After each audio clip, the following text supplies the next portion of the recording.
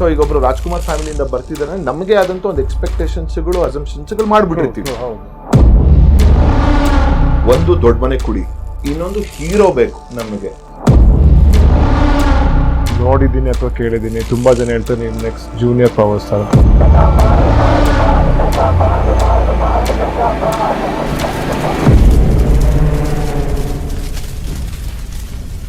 ಒಳ್ಳೆ ಸಿನಿಮಾ ಮಾಡಬೇಕು ಅಥವಾ ಸಿನಿಮಾ ಕೊಡಬೇಕು ಅನ್ನೋದು ಸಿನಿಮಾ ಮಾಡೋ ಪ್ರತಿಯೊಬ್ಬರ ರೆಸ್ಪಾನ್ಸಿಬಿಲಿಟಿ. ಸೊ ಆ ರೆಸ್ಪಾನ್ಸಿಬಿಲಿಟಿ ನನ್ನಲ್ಲಿತ್ತು, ಒಳ್ಳೆ ಸಿನಿಮಾ ಮಾಡಬೇಕು.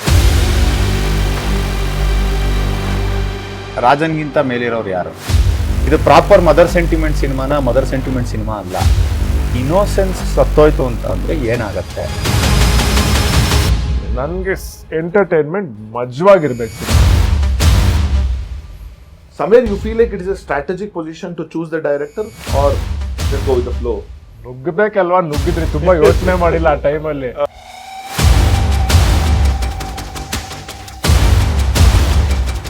KGF ನ ಬೈದವ್ರಿಲ್ವಾ? ಕಾಂತಾರನ ಬೈದವ್ರಿಲ್ವಾ? ಇವತ್ತು ಏನೇನೋ ದಿಮಾಕಲ್ಲಿ ಮಾತಾಡ್ತೀವಿ ನಾವು ಎಷ್ಟೊಂದು ವಿಷಯಗಳಿಗೆ. ನನಗೆ ಏನಾದರೂ ನೀವು ನಾಳೆ ಕರೆಸ್ಬಿಟ್ಟು ಗುರು ನಿನ್ ಕಥೆನೇ ಮಾಡ್ಬಿಡವಾ ಪಿಕ್ಚರ್ ಮಾಡು ಅಂತೀರಾ? ನಂತರನೇ ಒಂದು ತಪ್ಪನ್ನ ಇನ್ನೊಬ್ರು ಮಾಡಿ ಅವ್ರಿಗೆ ಅರ್ಥ ಆಗಿ ನನ್ ಬಂದು ಬುದ್ಧಿ ಮಾತು ಹೇಳಕ್ ಬಂದ್ರೆ ಒಪ್ಕೋತೀನಿ.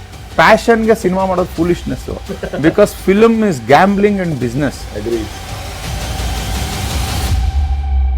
ಇದನ್ನ ನಮ್ಮ ಚಿಕ್ಕಪ್ಪನೂ ಒಂದು ಟೈಮ್ ಫೇಸ್ ಮಾಡಿದ್ರು, ನಮ್ಮ ದೊಡ್ಡಪ್ಪನೂ ಫೇಸ್ ಮಾಡಿದ್ರು. ಯಾಕಂದ್ರೆ ಅವರೆಲ್ಲ ಸಿನಿಮಾ ಬಂದಾಗ ಅಫ್ಕೋರ್ಸ್ ನಮ್ಮ ತಾತ ಅಷ್ಟೊಂದು ಸಿನಿಮಾ ಮಾಡಿದ್ರು. ಅಪ್ಪು ಸರ್ ರೆಫರೆನ್ಸ್ಗೋಸ್ಕರ ನಾವು ಮಾತಾಡ್ತಾ ಇದೀವಿ ಇಲ್ಲಿ ಅಲ್ವಾ? So if it was not Appu sir's reference or if it was not Yuva ಅವ್ರಿಗೆ ಆ ರೆಫರೆನ್ಸ್ ನಾವು ತಗೋತಿರ್ಲಿಲ್ಲ ಅಂತ ಆಗಿದ್ರೆ ಇದು ಯಾವ ಮಾತು ಬರ್ತಾ ಇರಲಿಲ್ಲ. What is the privilege that he has come from a family which has A legacy.